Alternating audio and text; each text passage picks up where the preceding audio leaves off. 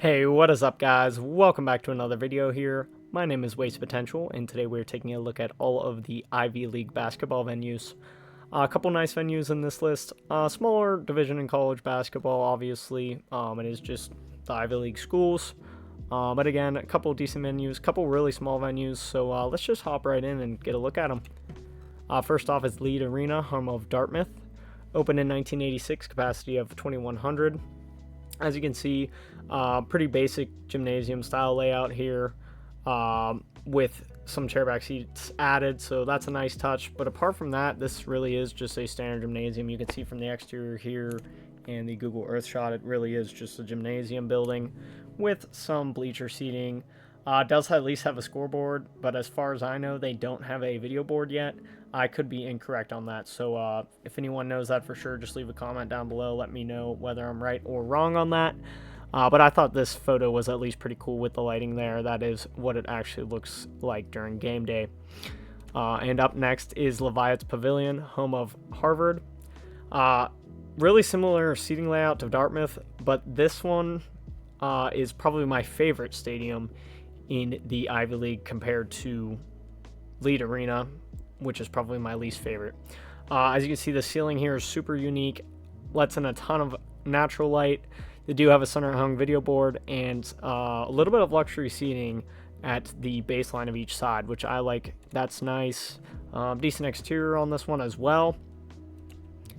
And as you can see, it's located right near Harvard Stadium, home of their football program. So that's always cool. It is right on campus as well. And as you can see here, again, this is what it looks like on game day. As you can see, that center hung video board is pretty nice. I like the size of it, and it looks like to be good quality. And during night games, that roof doesn't need to let in as much light.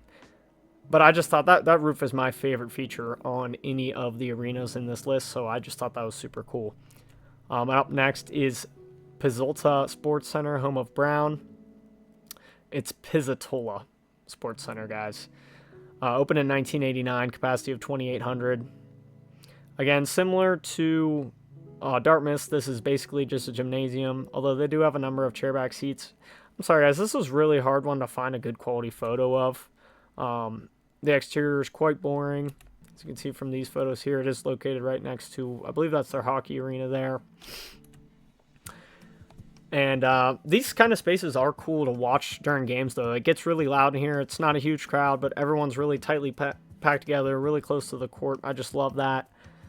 It reminds me of that Robert Morris versus University of Kentucky game in the NIT tournament years ago.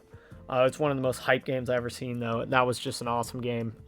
This just reminds me of it quite a bit. But again, nothing too interesting here. This one and Dartmouth are really the two most boring on the list. And up next is John J. Lee Amphitheater, home of Yale. Opened in 1932, capacity of 3,100. This truly is an amphitheater. As you can see, they're wooden chairback seats, and then it's bleachers down near the court. So I think that's super cool. It just calls back to when the stadium was originally built, and this exterior is just beautiful. I mean, how awesome is that? It's basically a cathedral of basketball. Super cool. Almost better than Cameron Indoor. Even though I love Cameron Indoor, but this is really cool here. And as you can see there on game day, again, it's just a bunch of seats really closely packed to the court. Adds to that game day experience. They do need at least a baseline hung video board, but a center hung video board I think would be really good in this arena as well. But honestly, a solid venue here, home of Yale. Then up next is Levien Gymnasium, home of Columbia. Opened in 1974, capacity of 3,408. This is a little bit older of a photo. I just wanted to get a good shot of those bleachers that are empty when they're empty, so you can get an idea of how the seating layout is. Again, pretty basic here, but a little bit larger of a gym and seating. And they have updated this one quite a bit. I couldn't really find great exterior photos of this one, but I thought this was a cool one, just really close to the court on game day. It's located in this giant corner building here. I forget what it's called, but it is in New York City. Something corner building. But it is located, I believe, and it's on the first or second floor of this building. It's not located up top where that pin is. But I thought that's an interesting venue. Really cool there. And then, as you see, there's the baseline hung video boards. Really nice quality there. And overall, really cool. It's really basic, just looks like the inside of a building, but just a really cool venue here, home of Columbia. Then up next is Newman Arena, home of Cornell. Opened in 1990, capacity of 4,472. Honestly, the layout of the gym is really similar to Harvard with those baseline, like luxury areas. Quite a few chairback seats closer to the court on this one, so you gotta like that. But it is all wooden bleachers other than that. Again, just a simple gymnasium build, just like most of the schools in the Ivy League. They do have a center hung scoreboard, but I think they should upgrade that to a video board. Maybe they have more recently. Also, a pretty boring exterior on this one. Reminds me a little bit of Capital One Arena, the way it's just like almost like a street front entrance. And as you can see, it is connected to their athletics facilities and hockey rink. There it is with a little bit of a crowd there. And again, yeah, I don't believe they have a center hung or baseline hung video board at this arena yet. I'm sure it's due to come as the rest of the Ivy League is starting to add them. A lot of smaller schools are really starting to add video boards to their basketball arenas. And up next is Jadwin Gymnasium, home of Princeton. Opened in 1969, capacity of 6,854.